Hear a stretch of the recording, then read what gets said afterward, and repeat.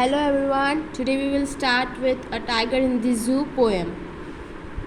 इधर इस पोएम में दिखाया गया है कि एक टाइगर है जो जू में है और एक टाइगर जो कि जंगल में है. तो इसमें डिफरेंस क्या है? Here is the contrast. Means जू में वो कैसे रहता है और जंगल में वो कैसे बिहेव करता है, यही सब इस पोएम में बताया गया है. Now there are lots of poetic devices here. Let's study. He stalks in his vivid stripes in the few steps of his cage, on pads of velvet quiet, in his quiet rage.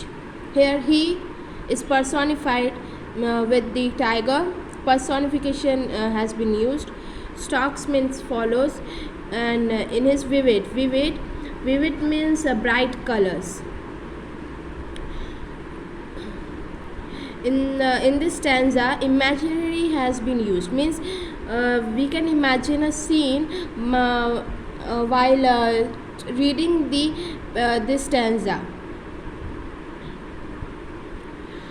Now few steps of his cage, मतलब इसने वो follow करता है अपने shadow को और क्या बोलते हैं, कुछ ही दूर तक जा पाता है केज में, क्योंकि केज छोटी रहती है. और pads means his pause. Tiger की जो पॉज होती है उसको पैड्स बोला गया है यहाँ पे. और वेलवेट क्वाइट पता है ना, एक वेलवेट जो एक सिल्क का कपड़ा रहता है उसे हम वेलवेट बोलते हैं. Quite means silence. तो यहाँ पे सॉफ्टनेस को कंपेयर किया गया है. जो टाइगर की जो पैड्स है मीन्स पॉज है उसको वेलवेट क्वाइट से कंपेयर किया गया है. तो सॉफ्टनेस हैज़ बिन कंपेयर्ड. तो फिर इधर हम क्या बोलेंगे, इधर मेटाफोर यूज़ किया गया है.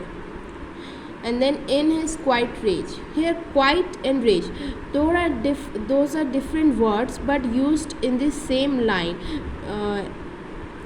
Thus oxymoron has been used. Oxymoron. Okay. Silent, quiet means silent. Rage means extreme anger, मतलब बहुत गुस्सा आ रहा है. और इधर क्वाइट है जो कि साइलेंट बता रहा है, चुपचाप बता रहा है. तो ये दोनों वर्ड एक साथ है जो कि अलग अलग मीनिंग बता रहे हैं. इसी वजह से यहाँ पे जो पोएटिक डिवाइस यूज़ हुई है वो है oxymoron. Now second stanza. He should be lurking in Shadow. इधर इसका मतलब है कि वो अपनी शैडो, ये यहाँ पे जो फर्स्ट स्टैंजा है ये बताया गया था कि जब वो जू में था तो क्या कर रहा था, और ये सेकेंड स्टैंजा में बताया है कि अब वो जब जंगल में है तो वो क्या कर रहा है. तो lurking in Shadow, lurking means hidden. वो छुपा हुआ है अपने शैडो में. वो लॉन्ग ग्रास के पीछे से आता हुआ एक पानी के पास, मतलब कहीं एक पॉन्ड होगा वहाँ पे. Water hole means pond. Near the pond where plump deer pass. Plump means healthy. Here plump means healthy, deer pass. So he was like, वो क्या कर रहा था कि शिकार को पकड़ने की कोशिश कर रहा था. Means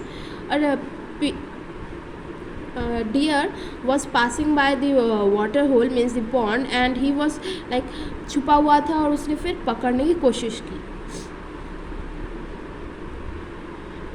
Let's move to this third stanza. Here the tiger is in the jungle only. तो उसने बताया he should be snarling around houses. Snarling means roaring, आवाज़ निकालना. तो इधर स्नार्लिंग एक ओनोमेटोपोपिया हो गया. ओनोमेटोपोपिया का मतलब क्या होता है कि एक साउंड वर्ड. जैसे हम क्या बोलते हैं, कोई भी जानवर है जो आवाज़ निकाल. If a cat is saying meow and in the poem it has been used, so it is an ओनोमेटोपोपिया.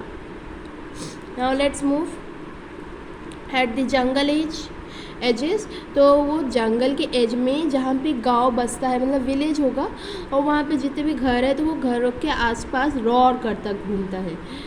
bearing his white fangs, his claws. Bearing means opening. His opening his white fangs. Fangs mean teeth, and his claws means the claws on his paws, जो भी नाखून होते हैं पैरों में वो. और terrorising the village, तो वो सभी को डराता रहता है. Fearful means everyone is fearful in the village. Let's move to the fourth stanza. Here the tiger has been shown in the zoo. Now what he is doing? But he is locked in a concrete cell. Concrete cell means cage. His strength behind bars, stalking the length of his cage. तो उसकी जितनी भी strength है तो वो bars के अंदर बंद हो चुकी है. मतलब वो पहले कैसा था, जंगल में घूमता था, सभी को डराता था, मगर अब ये जब केज में बंद हो चुका है तो फिर ये अपना जितना भी स्ट्रेंथ है, अपनी जितनी भी ताकत है वो दिखाई नहीं पा रहा है. वो उसकी सारी ताकत क्या बोलते हैं बार्स के अंदर मीन्स केज के अंदर बंद हो चुकी है. Stalking the length of his cage, वो सिर्फ क्या बोलते केज कितना बड़ा है उसी को स्टॉक कर सकते. छोटा ही केज होता है तो वो बस चलता फिरता रहता है और कुछ नहीं.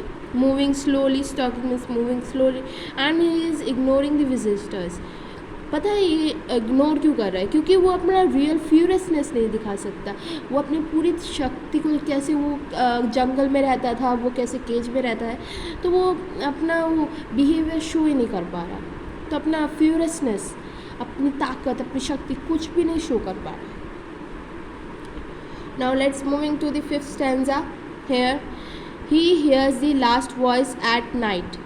मतलब he मतलब कौन? टाइगर. टाइगर लास्ट वॉइस सुनता है, मतलब एक आवाज़ आती है हर रात को एक पेट्रोलिंग कार की. पेट्रोलिंग कार कौन होती है? जो हर एक पे नज़र रखती है, जंगल के जानवर कैसे हैं, कहाँ जा रहे हैं, या फिर केज के अंदर तो है ना, बंद है या फिर नहीं है. वही पेट्रोलिंग कार्स उन्हीं को बोला जाता है जो पेट्रोल करते हैं. Means not like petrol giving petrol, वो सिर्फ सभी पे नज़र रखते हैं, कहीं कुछ क्या बोलते हैं बुरा तो नहीं हो गया या फिर सब लोग सावधान तो है ना. Hand stairs with his brilliant eyes at the brilliant stars. तो इधर हिज ब्रिलियंट आइज, जो टाइगर की जो आइज़ है, ब्रिलियंट आइज मतलब बहुत अच्छी आइज़ है, चमकती रहती है एकदम स्टार जैसी.